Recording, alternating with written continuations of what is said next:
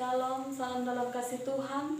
Terima kasih kepada Tuhan oleh karena kebaikan Tuhan, kemurahan Tuhan di dalam kehidupan kita, sehingga kita ada sampai saat ini. Ini semua karena kebaikan daripada Tuhan. Puji Tuhan, kembali lagi pada saat ini saya akan membaca firman Tuhan, dan sebelumnya itu kita akan berdoa mengucap syukur kepada Tuhan. Kita berdoa. Bapa, terima kasih ya Tuhan buat kasih dan kebaikan-Mu dalam kehidupan kami, sehingga kami boleh ada sampai pada hari ini. Ini semua bukan karena kekuatan kami, namun ini semua karena pertolongan daripada Tuhan, hingga kami ada sampai saat ini. Terima kasih buat pemeliharaan-Mu, penyertaan-Mu dalam kehidupan kami ya Tuhan. Ya Bapa di sorga, pada saat ini hamba akan membaca dan merenungkan firman-Mu. Kuasai senantiasa hamba, dan bagi yang setiap anak-anak-Mu yang mendengar, Engkau memberkati dan tanamkan setiap benih firman-Mu dalam hati mereka masing-masing.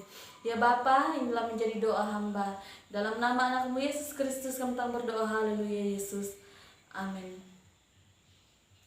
Puji Tuhan, saudara yang kasih dalam Tuhan, pada saat ini saya akan membawakan firman Tuhan yang saya ambil dalam kitab Efesus. Kitab Efesus 2 ayat pertama hingga ayatnya yang ke-10. Firman Tuhan berbunyi demikian. Semuanya adalah kasih karunia. Kamu dahulu sudah mati karena pelanggaran-pelanggaran dari dosa-dosa kamu. Kamu hidup di dalamnya karena kamu mengikuti jalan di dunia ini. Karena kamu mentaati penguasa kerajaan angkasa, yaitu roh yang sekarang sedang bekerja di antara orang-orang durhaka. Sebenarnya dahulu kami semua juga terhitung di antara mereka, ketika kami hidup di dalam hawa nafsu daging dan menuruti kehendak daging dan pikiran kami yang jahat. Pada dasarnya kami adalah orang-orang yang harus dimurkai, sama seperti mereka yang lain. Tetapi Allah yang kaya dengan rahmat, oleh karena kasih-Nya yang besar yang dilimpahkannya kepada kita, telah menghidupkan kita bersama-sama dengan Kristus, sekalipun kita telah mati oleh kesalahan-kesalahan kita.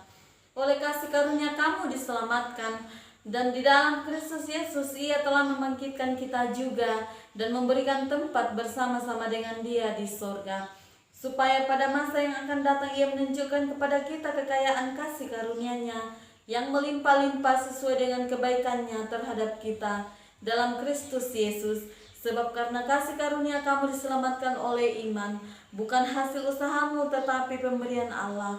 Itu bukan hasil pekerjaanmu, jangan ada orang yang memegahkan diri. Ayatnya yang ke-10, karena kita ini buatan Allah diciptakan dalam Kristus Yesus untuk melakukan pekerjaan baik yang dipersiapkan Allah sebelumnya. Ia mau supaya kita hidup di dalamnya. Puji Tuhan, saudara yang kasih dalam Tuhan.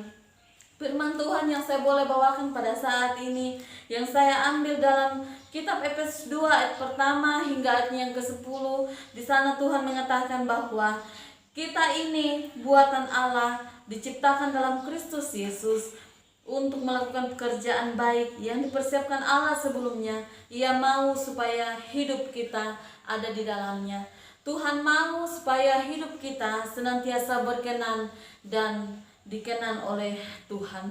Puji Tuhan, saudara yang kasih dalam Tuhan. Khotbah saya pada saat ini bahwa saya mengambil kesimpulan bahwa kita dilahirkan atau dilahirkan kembali.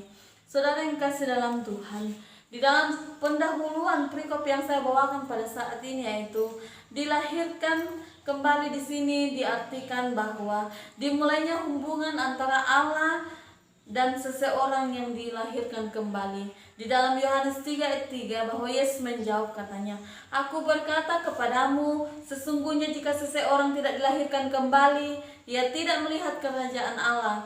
Janganlah engkau heran karena aku berkata kepadamu, kamu harus dilahirkan kembali. Latar belakang permasalahan dalam setiap kehidupan kita di dunia ini bahwa semua orang telah berbuat dosa dan telah kehilangan kemuliaan Allah. Jadi orang perlu dilahirkan kembali supaya dosa-dosa mereka diampuni dan agar berhubungan dengan Allah. Bagaimana hal itu dapat terjadi? Di dalam Efesus 2 ayat 8 hingga ayat yang ke-9 jelas di sana berkata bahwa sebab kasih karunia kamu diselamatkan oleh iman, bukan hasil usahamu tetapi pemberian Allah. Ayat yang ke-9, itu bukan hasil pekerjaanmu, jangan ada orang yang memegahkan diri. Puji Tuhan, saudara yang kasih dalam Tuhan, firman Tuhan yang begitu jelas di sana mengajarkan kita untuk kita senantiasa tetap tekun, tetap setia di dalam mengiring akan Tuhan. Di dalam kita dilahirkan kembali atau diperbaharui secara rohani, dan sekarang orang itu menjadi anak Allah karena dilahirkan kembali. Percaya kepada Yesus Kristus. Di sini dilahirkan kembali, saya mengambil kesimpulan bahwa secara batinia atau secara badan kita tidak langsung dilahirkan dari ibu kita, tetapi kita dilahirkan di sini diartikan bahwa kita memperbaharui sikap kehidupan kita. Kita dilahirkan kembali secara rohani, dan itu artinya kita harus mempercayai Tuhan dan setia kepada Tuhan, akan iring kita kepada Tuhan, tetap percaya dan melakukan kehendak Tuhan.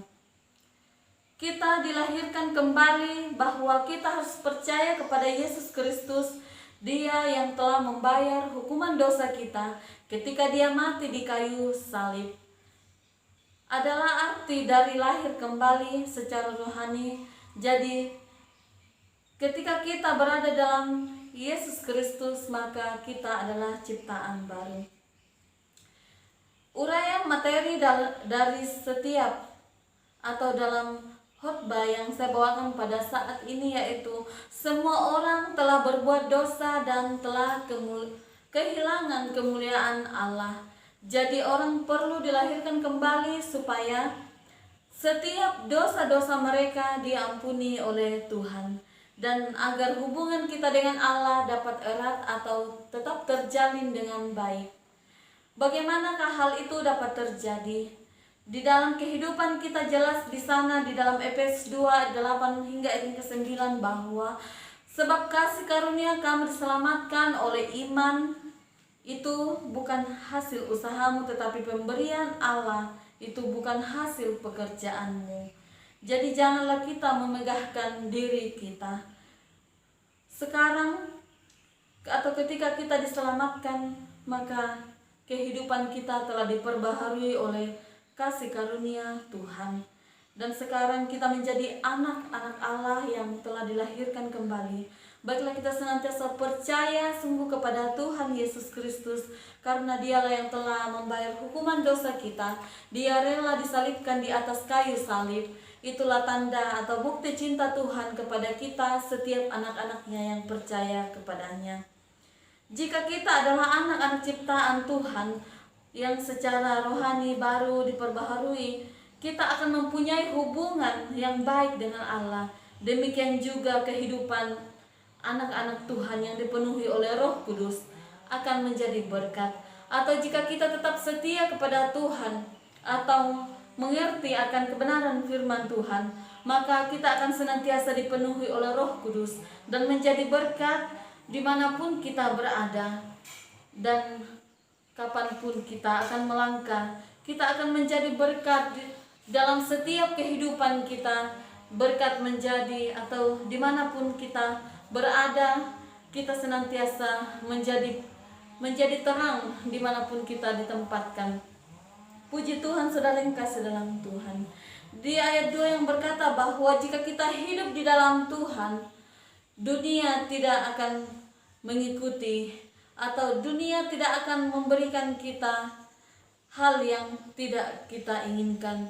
Tetapi karena Tuhan senantiasa bersama dengan kita, Tuhan akan memberikan kita apa yang kita inginkan, yang terbaik dari segalanya. Tuhan akan memberikan kita kebahagiaan. Tuhan akan memberikan kita sukacita apabila kita tetap setia dan tetap mengiring akan Tuhan. Di dalam Tuhan ada janji. janji keselamatan dan janji kehidupan yang kekal. Di dalam Tuhan atau dalam persekutuan kita kepada Tuhan, maka ada sukacita yang kita dapatkan. Walaupun di dunia ini saudara yang kasih dalam Tuhan tidak memberikan kita sukacita, namun apabila kita tetap setia mengiring akan Tuhan, Tuhan akan memberikan kita kepastian dan Tuhan akan memberikan kita sukacita yang sejati. Kehidupan bersama dengan Tuhan itu sangat indah, saudara yang kasih dalam Tuhan. Masa depan yang cerah Tuhan akan berikan kepada kita apabila kita tetap benar-benar setia kepada Tuhan.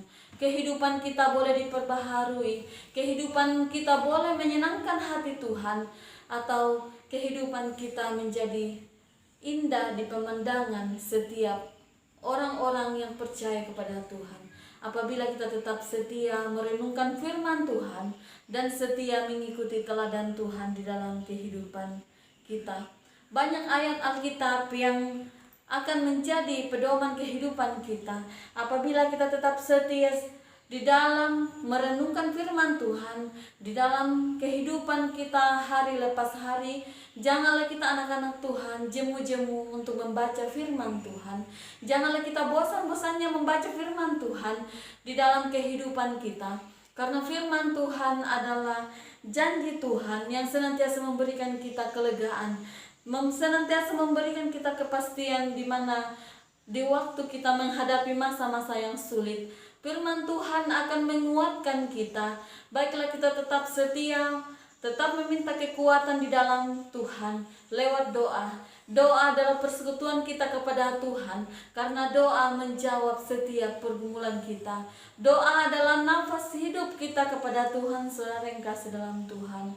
Kita berdoa sungguh, mungkin pada saat ini kita belum dijawab oleh Tuhan, tetapi kita meyakini, kita memberikan kepastian kepada diri kita bahwa Tuhan akan menjawab doa kita. Mungkin belum pada saat ini, tetapi di masa akan datang Tuhan akan menjawab setiap doa-doa kita apabila kita tetap setia, tetap mengandalkan Tuhan dan hidup suci di hadapan Tuhan.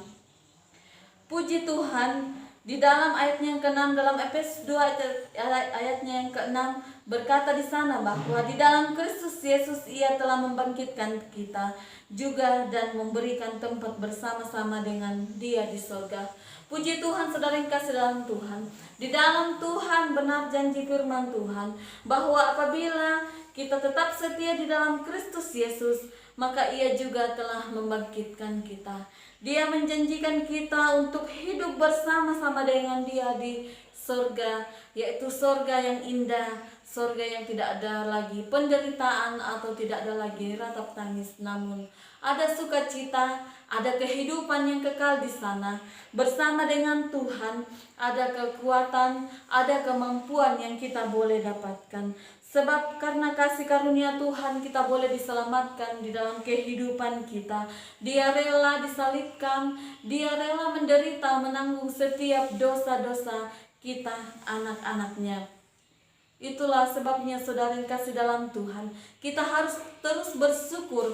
Kita akan terus mengandalkan Tuhan di dalam kehidupan kita, karena tanpa Tuhan kita tidak mampu. Tanpa Tuhan di dalam kehidupan kita, kita tidak kuat.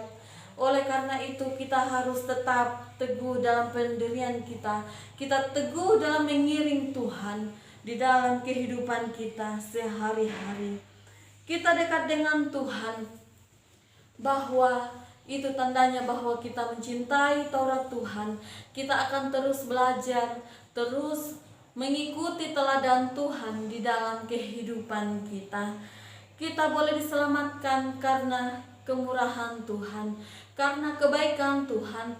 Tuhan tidak pernah memberikan umatnya cobaan di luar batas kemampuan umatnya. Oleh sebab itu saudara yang kasih dalam Tuhan, kita harus tetap teguh, tetap terus berjuang di dalam kehidupan kita. Selagi kita masih ada kehidupan ini, atau selagi Tuhan masih memberikan napas kehidupan kita ini, kita harus tetap benar-benar setia dan percaya kepada Tuhan. Tetap bersandar kepada Tuhan, maka Tuhan akan memberikan kita jawaban yang terindah buat setiap doa-doa kita, buat setiap jawaban doa kita yang kita panjatkan kepada Tuhan. Mungkin sesama kita, kemampuan atau pertolongan sesama kita terbatas, tetapi apabila kita tetap setia kepada Tuhan, maka pertolongan Tuhan itu indah. Pertolongan Tuhan itu tidak pernah terbatas, saudara yang kasih dalam Tuhan. Pertolongan Tuhan itu begitu indah apabila kita tetap mengandalkan Tuhan, tetap mempercayai Tuhan di dalam kehidupan kita. Puji Tuhan, saudara yang kasih dalam Tuhan. Ketika kita diselamatkan atau dilahirkan kembali, diperbaharui secara rohani, dan sekarang itu kita akan menjadi anak-anak Allah karena telah dilahirkan kembali. Kita terus percaya kepada Yesus Kristus, Dia yang telah membayar hukuman dosa ketika Dia mati di kayu salib. Itulah arti lahir baru yang saya catat di sini, bahwa ketika Tuhan rela menanggung dosa-dosa kita dan Dia membayarnya di atas kayu salib, Dia mati dan Dia boleh dapat bangkit kembali naik ke surga, menyediakan tempat bagi kita yang setiap kita yang percaya kepadanya. Oleh sebab itu, kita harus tetap tekun di dalam Tuhan supaya Tuhan senantiasa berkenan kepada kita. Puji Tuhan, saudara yang kasih dalam Tuhan. Demikian firman Tuhan yang saya boleh bawakan pada saat ini. Kiranya senantiasa menjadi pedoman di dalam kehidupan kita. Shalom, Tuhan Yesus memberkati kita semua.